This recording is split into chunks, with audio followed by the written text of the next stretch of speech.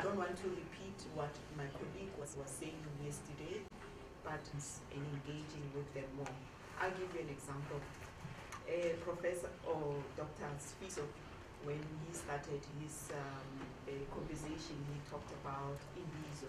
That we called for Imbizos, which is something that as government we are obliged to do, to engage with citizens on a one-on-one basis. And it's done at national level, it's done at provincial level, it's done at local level. And part of that engagement is legislated as public participation.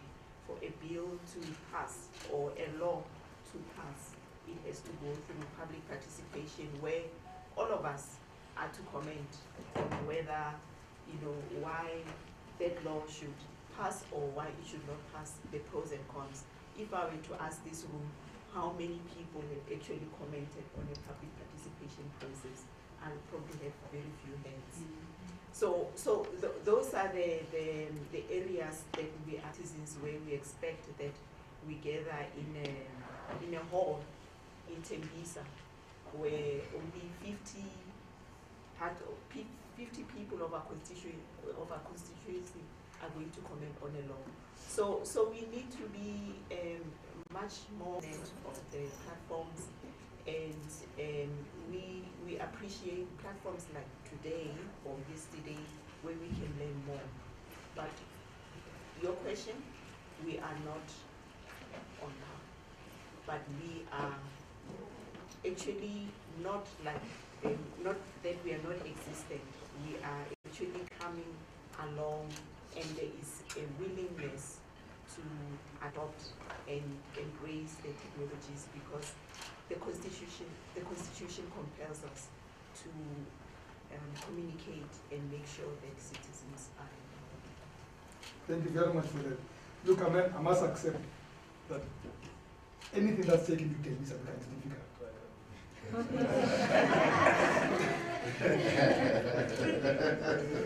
If you come from Tembisa.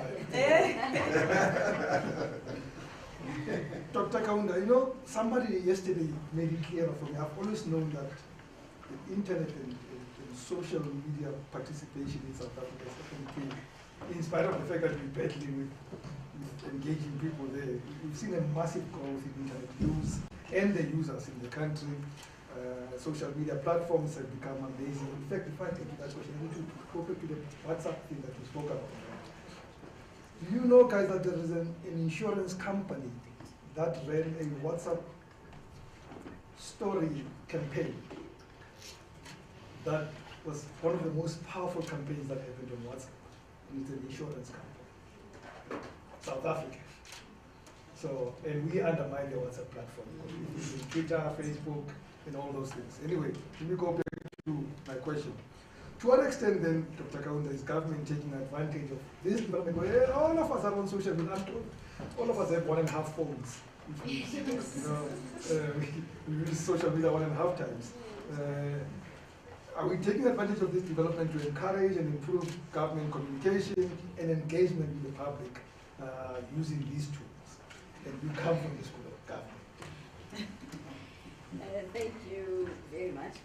As my colleague has said before, and also the input by Dr. Nisi, as well as Lorando earlier on, has painted a very good picture of South Africa with regards to social media and the usage by government in engaging with citizens, because in our case is using it to engage with citizens, to communicate, because if you look at the developmental framework, communication framework, you don't communicate for the sake of it. It's not like you're selling Coca-Cola.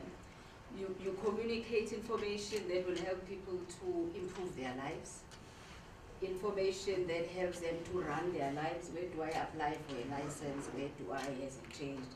So on that score, it's a powerful platform for government to communicate that type of information. And a lot of departments are already using it. If you look at the numbers, for example, of followers that certain departments have. Department of Health, for example, was helped a lot by the COVID-19, or I don't refer to it. As we speak now, they have 2.1 million followers on Facebook. Facebook is my favorite platform, I must say. I literally live there. I live there, and it also is the most, actually it's the biggest platform in South Africa. It is. Lorato, it's not the second. Where are you?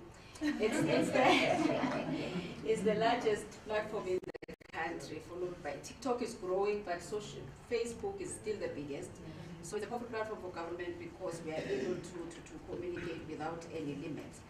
And also the advantage in South Africa, okay, the statistics from the social media landscape, for example, for 2021, says there's 38 million internet, there's a 64% internet access in South Africa, despite the digital divide. Another advantage is the cellular phones, as you said, we've got it up. The statistics say there's 100 million cell phone connections in the country. They look at SIM cards because most of you have more than one cell phone. So for me, that says that government has tools, has people who have tools in their hands at any given time to communicate. But the question therefore which you ask, are we using that? Fire departments do have large followings on Facebook, 2.1, etc. But social media has one powerful capability that we are not using as we should to talk to the public. It's interactivity. It's interactive. People want to be engaged on Facebook. They want to talk. They don't want what we are doing, because I did a study of 8 units, all the 8 metropolitan municipalities in the country, how they utilize Facebook. Yeah? And I found that they use it as a platform to dump information, just dump statement. Mayor went to eMagwaveni. Mayor is going to eMagwaveni because there were floods, that's it. And then the next, advisory first, the mayor will be going to eMagwaveni to see what has happened since the tornado. Following day, mayor goes now to eMagwaveni. Why go to the TV page or any other page? Mayor has arrived. Picture of the mayor and everyone who's with him, very nice, smiling. The mayor has arrived in eMagwaveni because there was a tornado, okay, fine. How does that help? We're discussing this, this platform last. Because what people want to know is more information. I live in eMagwaveni, mayor is here. Good, he's dressed well, picture is nice. What does it do for me? So that is where, where we need to improve as communicators. To know that people want to talk to us. They go to social media, they go to your page because they want to talk. As I was sitting here now, I was checking something interesting now, again on engagement. Again, because I'm from Ethekwini, they must forgive me. The communicators from Ethekwini. They have a nice post. Deputy Mayor has arrived to launch a settlement in Inanda, Uganda settlement in Inanda. So beautiful video. And then I'm looking now what people are saying as we speak now, the comments. None of them are saying, very good, Mayor, Deputy Mayor, you've launched. Okay, first one is, why is there a delay in receiving utility bills? We are sitting with no power in the CBD, the second one. We are sitting with no power in Berea and surrounding areas. And then this one is fun. We are Ngazut, what's on my mind now. Already, And then the data will find that. And now, your price, what is the response? Berea 14 hours ago, 12 hours, 2 hours. Not a single, not even one sentence responding to these people. To say we are looking at the problems with the power and safety. We are doing this one. Because that's what citizens want. Yeah. They want to be told. They like the fact that the mayor is doing whatever, but they look at their immediate good. And they take the pressure, because I know you as communicators, I've worked as a communicator for many years. You are under pressure from principals. You're the head of communication, if you're not the head, the DG, the minister. So you have to say he's arrived. Why? Take them off my back. But let us look at the citizens. So we need to be more interactive. We need to respond to citizens. And we need to use the platforms empathetically. We need to show empathy, because again, what communicators do, without taking too much time, Facebook or anywhere else. Facebook or anywhere else. And citizens are angry. Let us know that they are angry. We respond to that anger. You shout back and resolving it. Not because what others do, which is they just post their number. When you, what do they call it? You log a call. Yeah. They say log a call. That's it. So nothing ever comes. So this is an extremely powerful tool, but it's an interactive tool. Let us not dump and go. Let us post and then see what the responses are. Respond as much as we can. But the other one is, how do you give them social media platforms? They do not have the information.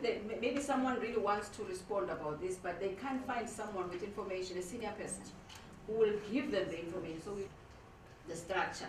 But most importantly, communicators must be given the information they need so that they can respond to citizens. And then communicators must not be angry. There's one minister I went in who told me that officials are not allowed to be angry. So never be angry, respond empathetically. Because if you look at it, if there's so many people, 25 million to 30 on Facebook, we are losing a very big platform in terms of communicating. Because izimbizo are no longer feasible. One, there's no money, there's no time. But, which is Dr. Sfiso was saying, this is real-time communication. You don't have to wait to organize an imbizo, go to it, going and keep talking to the citizens. Thank you very much for that. Yes, yes. And whoever made the sound there, thanks for the commercial break. We do appreciate it. It can be boring to be doing this stuff. So thank you very much for that. You touched on two things for me, and dumping this thing on junior staff. For me, it's not only that, and this is something that Lorato is passionate about, and I'm hoping that he's right in this case, so that you don't correct him. Digital communication is a skill. It's not a task. 9 out of 10 times unions. So there'll be a strike, and our culture in this country is that there'll be intimidation of those who don't want to strike, and sometimes even casualties. If you went to a union leader and interviewed them about that, the most ready response is that there's no proof that it's our members. They don't start with empathy. Somebody just got injured or somebody died. They don't start by saying, we're sorry somebody died. Condolences to the family. They protect the space. But anyway, I'm here to facilitate, not to talk. Puti, by the way, thank you very much for coming all the way from Polokwane to here. We are honored to have you here. So you represent a professional body.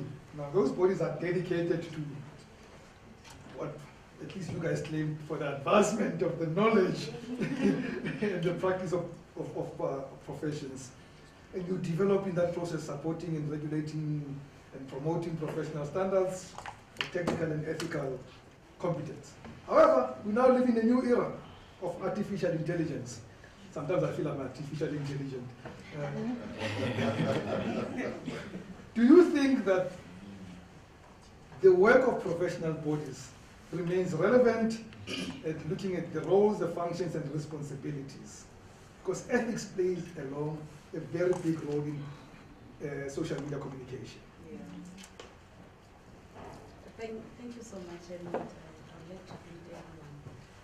And let me say that the role of professional bodies is still relevant. If it was not relevant, they wouldn't be here. This year, PRISA celebrating 67 years. If it was not relevant, we will not have it celebrating 67 years, and Nigerian Institute of Public Relations is celebrating 100 years. Wow. So this is just to show you that they are, and we are looking at the interest of professionals across the board, looking both at individual professionals and also organization and consultancies like the PR companies. Because one of the things that you need to acknowledge as a challenge is the issue of digital communication. And you look at the issues of ethical and principles within the space of communications, in particular looking at the digital transformation that we find ourselves in. And it has been rapid. You will realize that in most cases, institutions are unable to keep up with the pace. Very few do, and that is a struggle. Part of what we do, except the training and the skills development, which we advocate for, because you will find that institutions do not have money to take their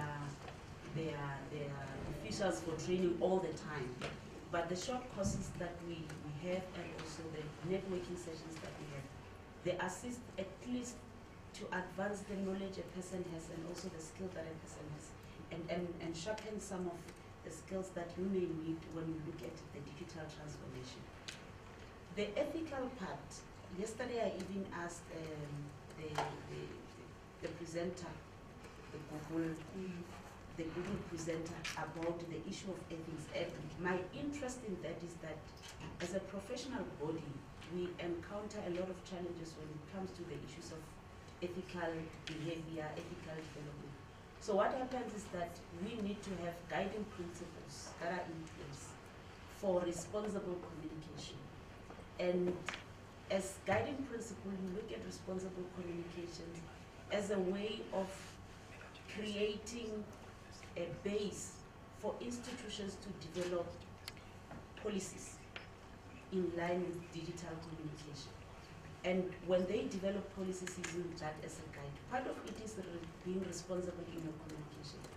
And by saying being responsible in your communication, I'm immediately thinking of the issue of being empathetic.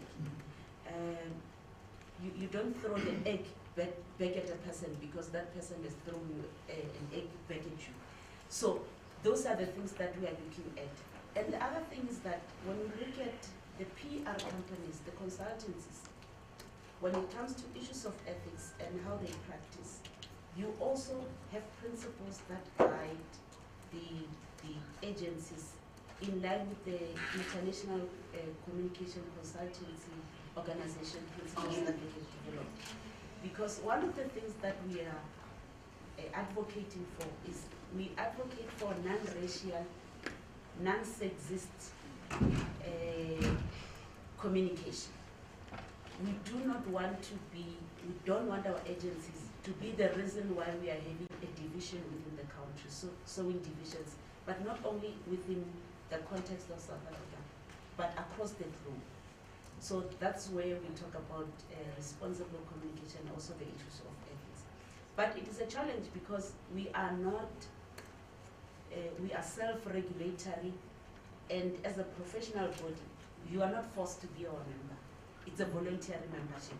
That has become a challenge, wherein you will find that certain institutions or certain individuals, because of their certain behavior, they know that if we continue in this particular manner, while we are still within the body, there's going to be actions that will be taken. And your membership can be revoked. And you don't want that on your name. Instead, you cancel your membership.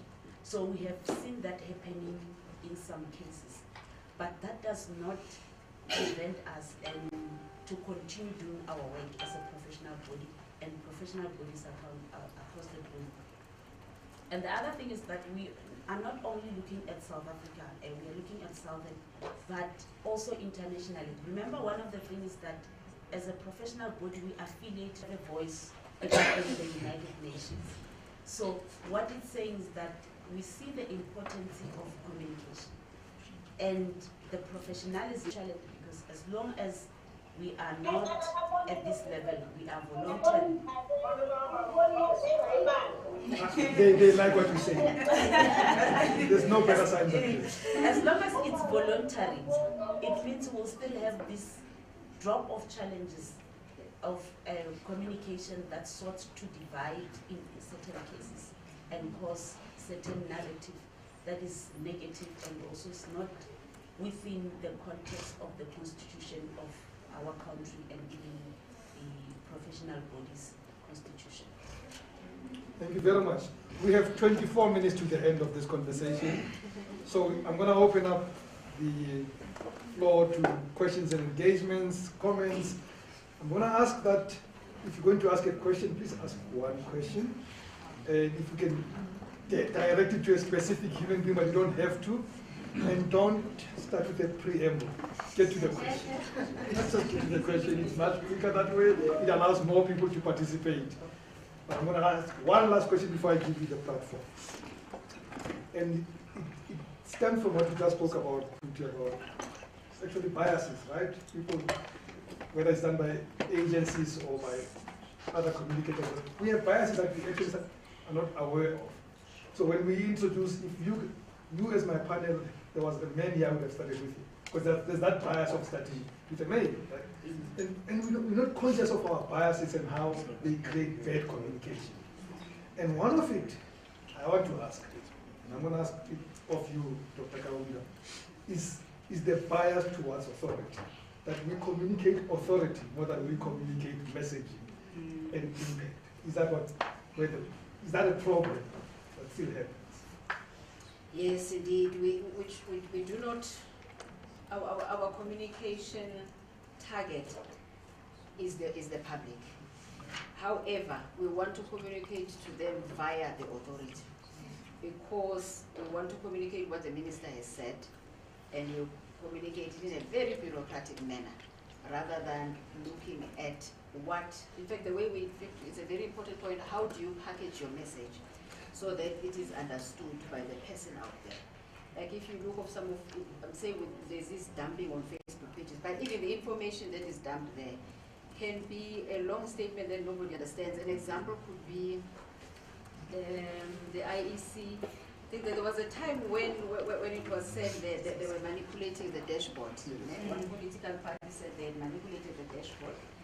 It took long, took hours before they could, and it was raging on social media. I mean, that could have plunged this country into chaos. Yeah. Because this party was saying, we've got evidence. We said 9 million votes are missing.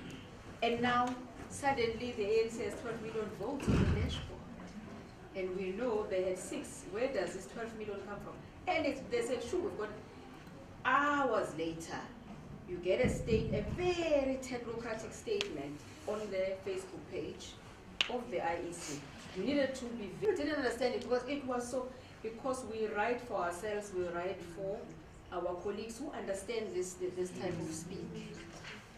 But the public doesn't. So that's why I've always noticed that some of the American presidents are the best, because they speak in simple language. Simple language, and people understand it. So I think that's what we must master, not only on social media, but the manner in which we write, even our press statements and how we choose our messaging. And like, for example, I've been watching, with this GNU, you guys are going to sweat, eh? You're going to sweat. I was a PRO in, I went to this government, 1990s, yes. You know, it was a GNU then, because I started in KwaZulu-Natal, where there was a coalition government, GNU government. I worked for an ANC. There were only 3 ANC MSCs and the rest were IFP. But the beauty of a situation like that is nobody sleeps, because there's competition for the attention of the public, which is good for the public, but then it means as communicators we must then learn how to package information. What do you say that will catch the attention of the public? But it must be messages that help their lives and that they can understand. Not so that's another trick that we must learn. How do you communicate in a GNU setup where your political principles will be competing? You wake up in the morning, your sister ministry has a tweet that hits at you. So many people have crossed the border in a manner that makes you look like the police ministry is fast asleep. Because the police ministry is probably another political party. How then, as a communicator, do you tweet back, not in a manner that says, we are mad, you colleagues from the other, but you communicate what it is you are going to do to fix that problem, because that's what the public wants. Because what we are going to be doing now is sniping at each other. Mm-hmm. So no sniping, but make sure that, okay, that's what they're doing. How then do we balance this by communicating? Because I think the main thing is think of the public. And when you think of the public, think of your grandmother. Your message must be understood by your grandmother, not even your mother. Because when I was told, I worked as a journalist under a news editor who was very good, writing for someone who is very clever, but who knows nothing about the subject. The person is very clever, but they know nothing about the subject. And their education is standard 6. So that has stayed with me. I'm talking That's grade 8, you young. So always tell yourself, very bright person, standard 6 level, knows nothing about forestry and fisheries. So you must tell them why it matters to them, that they must listen to them. Not in an authoritative voice of your minister. Minister says this and this and this, and then you say, what exactly is the minister saying? Oh, not just with the older people, that's Form 1. So, here we go. I'm going to take 3 questions or comments, and then I'm going to take 1, 2, and then I go to 3. Did I see your hand, Doc? Okay, you're the third. So we're going to start with you, and go there, and go to Doc. We also have one question online. Online. But We it's will edit after Doc's question. Great. One is me. One is you.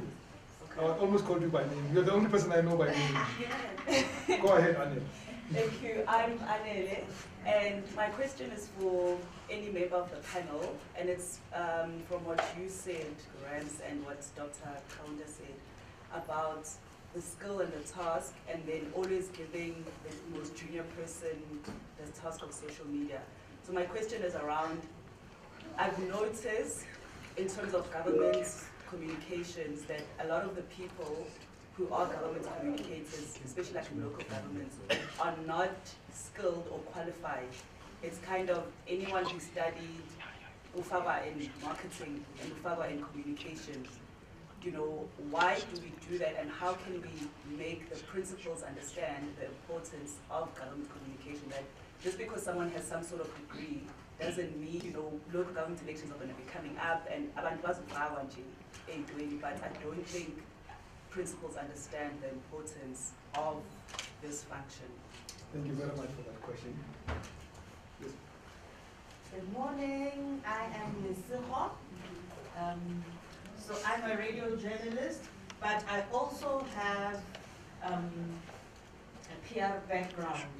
So in my experience as a journalist, government communicators or government, they are a little bit media shy. So they would rather, they keep to communicate or engage with the media. They'll call us to a press briefing, give us press statements when they have a narrative or they want to communicate. But when we now approach them to say, hi, regarding 1, 2, 3, can you maybe now respond to a few concerns? Then it's, I remember last year, after the launch of the BMA, the Border Management Authority, for example, I was literally at an event with a lady who was presenting on that. But I just wanted to ask her a few questions to follow. She literally ran away from me, physically ran away. But when they were launching in Messina, we got the press briefing, the press papers. A question comes to my mind. I don't know if it's relevant here or swear on the film. But it's, I suppose, a question of reach, how far the communication messages can reach people. So in thinking about the other aspect of social media, which could be a limitation, is the aspect of, so if you look at social media as an echo chamber, that you tend to encounter messages that either reflect your opinions or confirm them. So what happens then if this is the challenge to government communicators? Because it means that chances are the messages that are sent via social media will not reach everyone, not because of access, but because of this platform being an echo chamber. How do you address that? Thank you very much, Doc. Norato, where is the question from? May I ask that you continue the questions with the session? Just waiting for the thing to come. Oh, okay, good. I'm going to ask you to volunteer to take one each of the questions. I can start. And I will respond to Anele, okay, mainly because I also work in a municipality, capital district, and that's an advantage to being here. We cannot shy away from the fact that we work in a political environment, especially in local government. Good enough there. I think maybe nationally we're better off, but there it's very tough.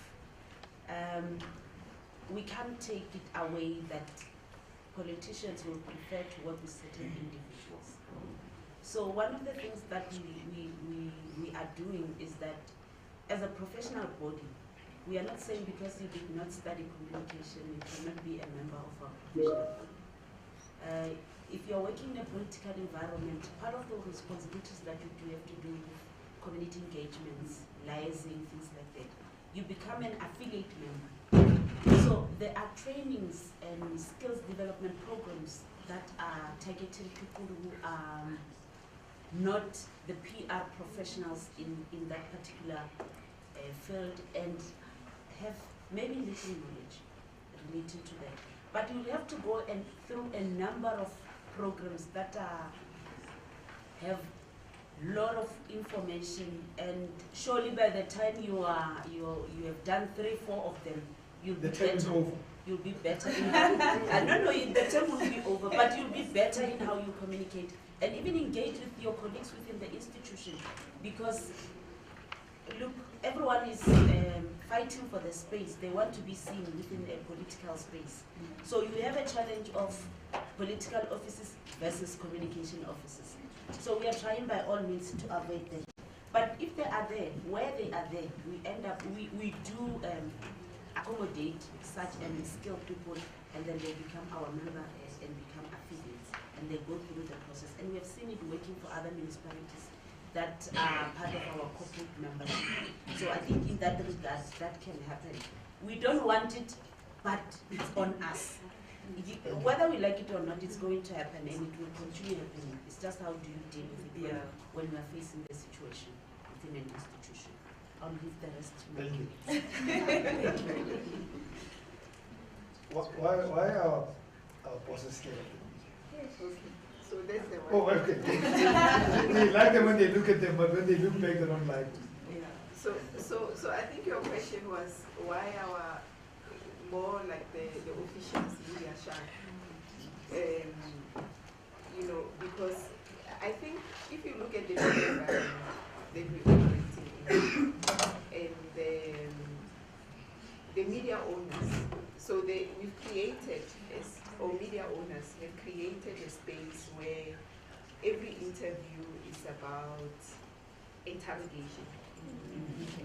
It's more about, I know we are here for the BMA launch, but I want you to tell me about this that I may not have prepared for.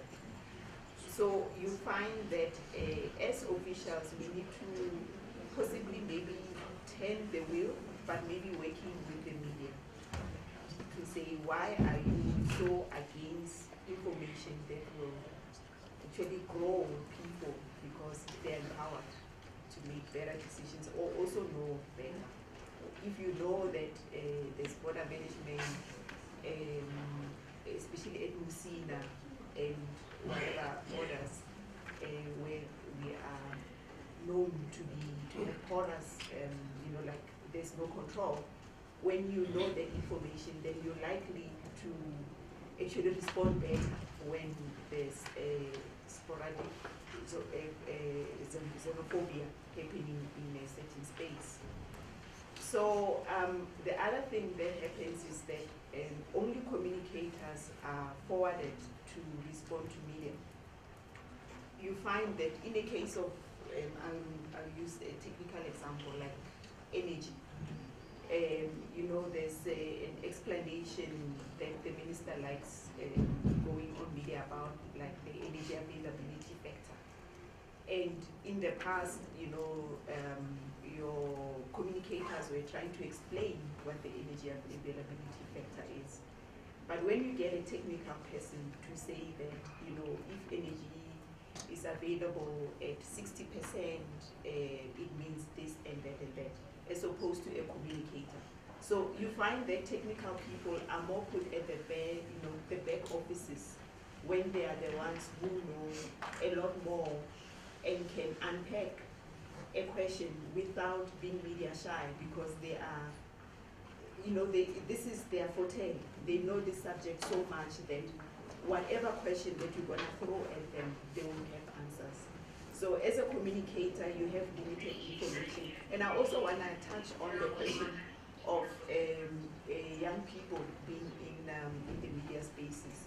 And I think the question would also relate to the fact that the reason why you won't see engagement on platforms is also lack of information, because as a social media officer, you're sitting in an office and then you ask, why is there no gas in, why is there no electricity in this particular area?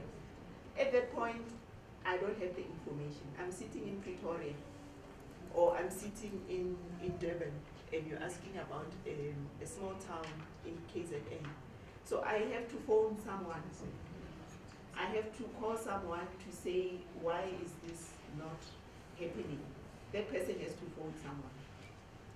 So I think we are at a point where do we really have to rely on human factor to give us answers? Yesterday we were in a room where we were being taught about chatbots. That perhaps this is an era where we say that it's not only about us as individuals who are supposed to punch in information, and we think that punching information will yield results. No, perhaps maybe it's a voice note, a voice, a message that will be broadcast through a platform, or a video, because video is one of the fastest growing mediums in the country or globally. So I think the limitations of numbers who are pushing information, because you need a lot of people pushing. And I mean, I'm in my environment, I think we have about 6 people servicing the whole of gov.za, so all government departments, and we also have GCIS. So we have information that comes from, we get health, we get police, we get like if there's a CETA system is not working, and Home Affairs say they're offline, we get all those questions. So you understand that we have to turn our thinking to say that it's not all about numbers, punching information. It's also how is it that we can use artificial intelligence, how is it that we can use, I was reading as well, like sensors, Internet of Things, to empower some of the infrastructure that we implement especially in local municipalities, where if you know that your pipes have got sensors, then you're likely to minimize breakdowns, and you're likely to have your platforms flood with information of people not knowing. So we are in an era where we have to decide to say that are we moving into this internet revolution? How much of adoption are we taking in? Not to say that we're communicators and just pushing information to the citizens. In fairness to all of you, I think I must remind my panelists also to be brief in their response. And on that note, Dr. Kaunda, could you please respond to Dr. Mrs. All right. The question of reach, I think it's very important. We are talking about social media and all that, but we know that there's a digital divide. The government has grand plans, working with telecoms companies to roll out Wi-Fi access, etc., all over. But we do not know how long that will take to make sure that people have access to information. But what we need to do, therefore, is to continue using more platforms to communicate with the people. Like SAPC has 18 radio stations. Radio remains the most powerful platform to reach South Africans in so many languages. I get briefed by my mother what was said on Ukhozi FM. She wakes up at 5 and switches on. She's very up to date on current affairs. So it means as government we need to use multiple platforms and not look down upon other platforms. Like we know that our ministers may want to go to 702 and SAFM more than Ukhozi. But Ukhozi has 8 million, 7.5 or so listeners. Yeah? So if your minister speaks Isinguni, they can go to 702 SAFM, but they must not forget those stations that have more people and to whom we are trying to communicate, particularly as so those platforms are very, very important. And also we are seeing newspapers are also now moving towards digital platforms. You saw the announcement that you will, that we are sitting at. When I parked, I said, hey, JBS, this is where we used to come to City Press. So they are going online. So again, it says as communicators, it's digital. How do you reach them? Because that's again, massive audiences there on the online platforms of newspapers. But they're not different from government errands because I always go there. Sunday Times, we put a story, nobody responds. So it's the usage of multiple platforms. And then quickly also, just to share one thing about the government. Until we do that, you will always suffer. Because it must not be seen as an add-on. They fill in those have memos. Everybody writes no communication implications. Everything has a communication implication. Yeah. There's one that I noticed. Sometimes we think things are not important. There are two, for me, major directives that came out last year, it says, which look very small, but they are major. One of which was an announcement that you no longer have to certify documents when you apply for a job in government. Yes. There were long queues in police stations there. Young people going to certify. Now you don't have to, you just Z83, email. So it's major. But I don't think we understood it as government, and we must tell the public. Yeah. Another one, which was also major, that entry-level jobs in government no longer require experience. So if you young people level 5, you can just go. I don't think young people know that. No. They don't. Nobody has told them. They don't apply because they don't know. So it's a question of knowing what to communicate, how to communicate it, using as many platforms as possible. And then on the media side, I thought I'm just stealing everything. She's not answering the next round. I won't answer the next round. You know, there's something that used to happen in government, which I don't know, I don't see it happening now. A lot of informal engagements between communicators and the media. I know it happens at the night of sauna, there's a cocktail, but it's not enough. The part of this because at the lunch yesterday, they said ABC is invest in those sessions. They're getting to know you better sessions. They will deal with the shyness where people are running away, but don't run away, right? The intent. This hostility is what, you know, so people feel, I don't want to be trapped. I've dumped my statement. I've fooled never yet. Thank you. Just a word of advice, the background briefings preferably at night. Journalists prefer. Where we come from. You, my sister there, and you, my sister there, and you, my sister there, in that order. Thank you so much. Thanks to you, Chair, and thank you to the panelists for this insightful and engaging session. My name is Toreka Magari. I'm a communicator at the DBE.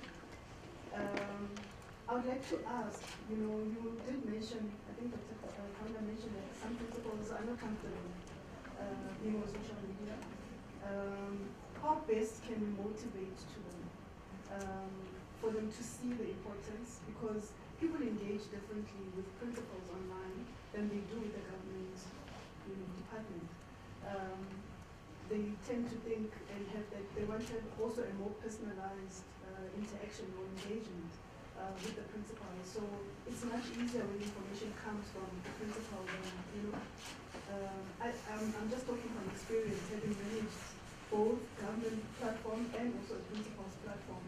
They tend also to be more open and more engaging if it's a principal. So how best can you motivate? What advice would you give us to motivate, to say, listen, it's important for you to be on social media because people want to have that. They feel like it's a one-on-one engagement. You got the question. Even though it's Don't explain it. It's you, man. Okay, thank you. My name is Lita from GHS. I just have a question/comment on the data. So the first speaker said that the internet penetration in South Africa is 64%. And when Anwar was presenting yesterday, he said it was 72%. And this is not a jab at anyone, but it's a thing of that this data informs our communication strategies, right? So do we have, or if we don't, should we consider establishing a single point of digital data for communicators. Because it's not just 72% and 64%. If you go to another platform, you'll find another statistic, right? And when we talk about the digital divide, let's narrow it down. Who doesn't have? What don't they have?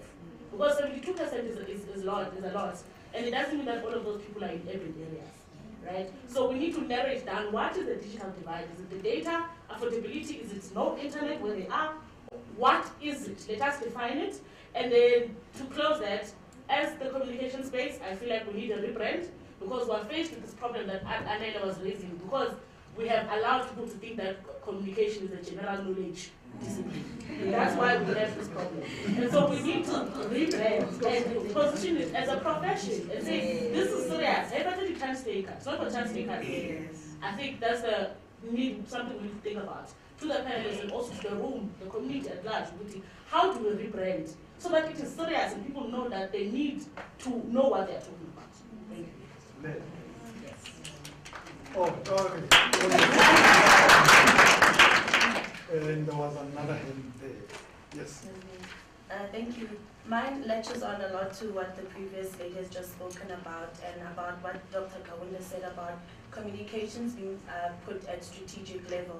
That in our government departments, we're just seen as people who show up at events, take pictures and post. Yeah. But we should be included in serious decision-making meetings and strategic meetings where we can get information and we can know how to respond to those engagements that we're receiving on our social media platforms. So I don't know how we can then speak to our supervisors or the people in leadership to put communications and give us a seat at the table. So do we have that question? Is it 1, 2, or 7? So it's 3 because there was 1, and then while the conversation was going. So it's 3? Yes, it's so 3. I'm going to then suggest we deal with these 3 and then we deal. No. 3 will be the last. They may ask more questions. Well, like these guys, they have more questions. We're not going to deal with those questions. Trust me, we can't deal with all questions. Right? So, again, we got 3 questions. Take your pick and be quick, please. Yes, okay, let me start. One of the things that we had done is, now I'm in the cap of the municipality. One of the things that we had done is that our spokesperson was on sick leave. Then SAFM was on our neck. That's how we ended up in starting to be strategic in the institution. Because they wanted the spokesperson to respond, and the spokesperson was not part of the strategic meetings. Since that day, he is now a member of all the strategic meetings. He attends all the strategic meetings. And we are even equipped now, much better.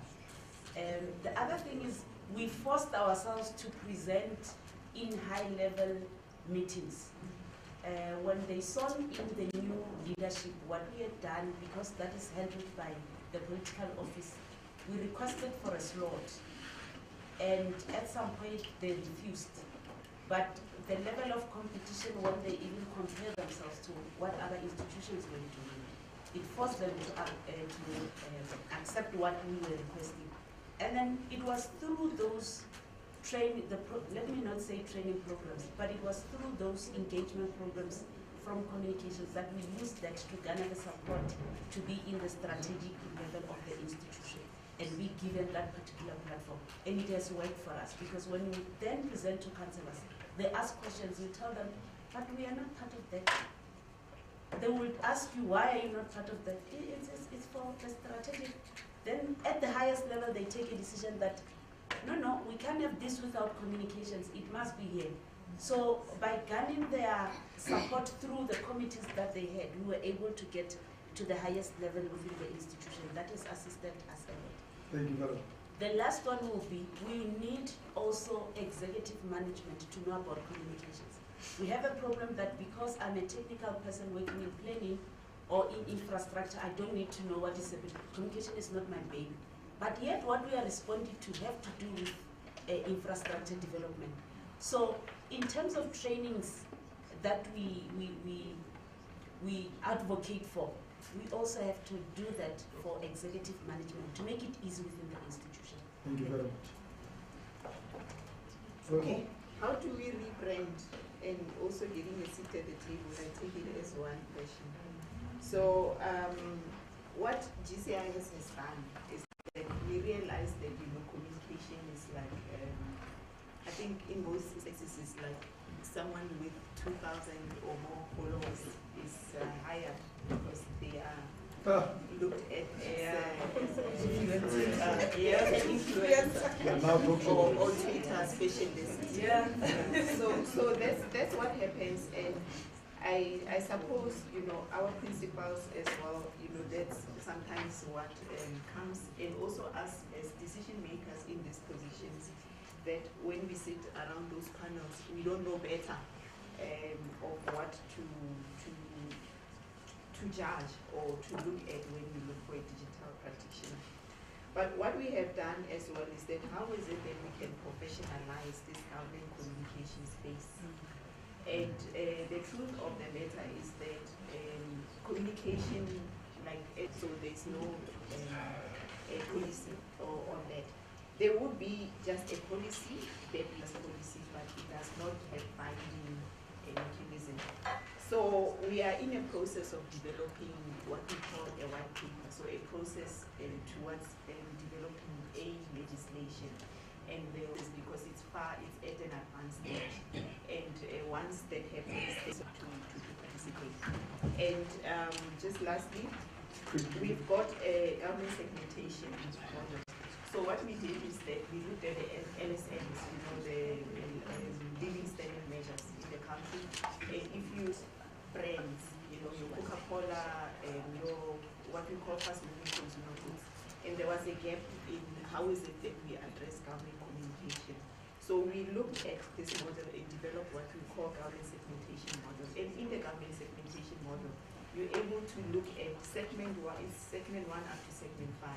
And it will tell you out of segment 1, these are the most, the bottom of the pie, how many South Africans are in that segment, what they listen to, the kind of mediums that they consume. And as a communicator, you get informed better to know that now we've got 27.1 million people who've got this level of education. This is the kind of medium that they consume, and then it goes up to the higher levels, which is called cosmopolitan, cosmopolitan. Those are we are running out of time. Yeah. We'll share the content. Yes, please. During the networking session. Thank you.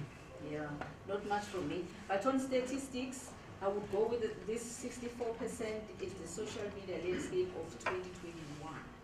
That's long ago. So 72% is very realistic. It sounds very realistic. And also use a lot of the general household survey, also Stats SA is very helpful. This 100 million cellular phone connections is contained there. They have nice data.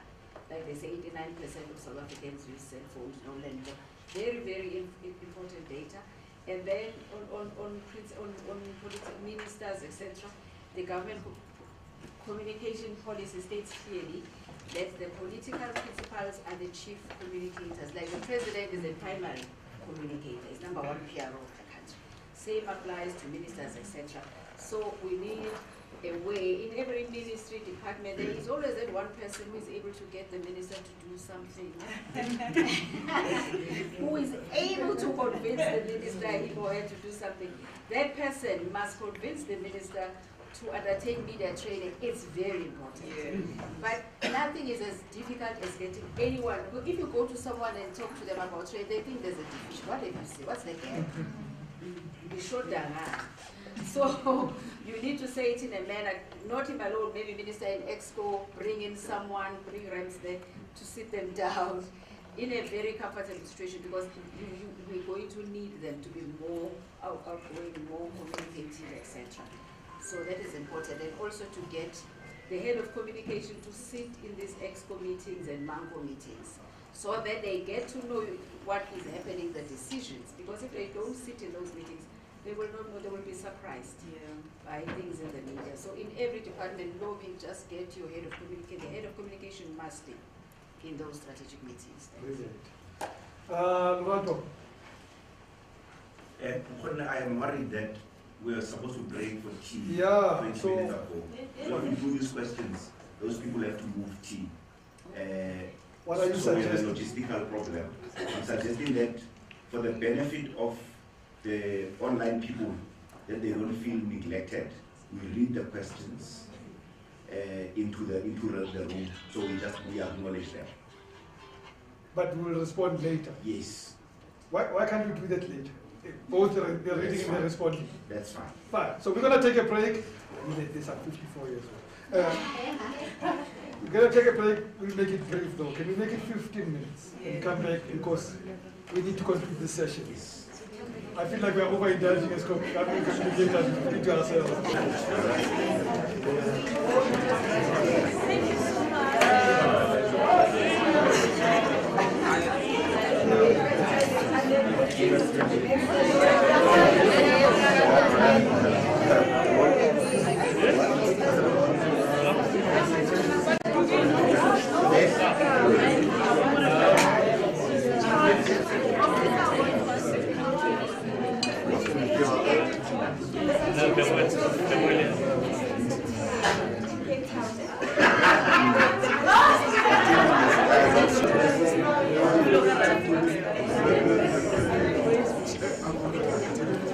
Do.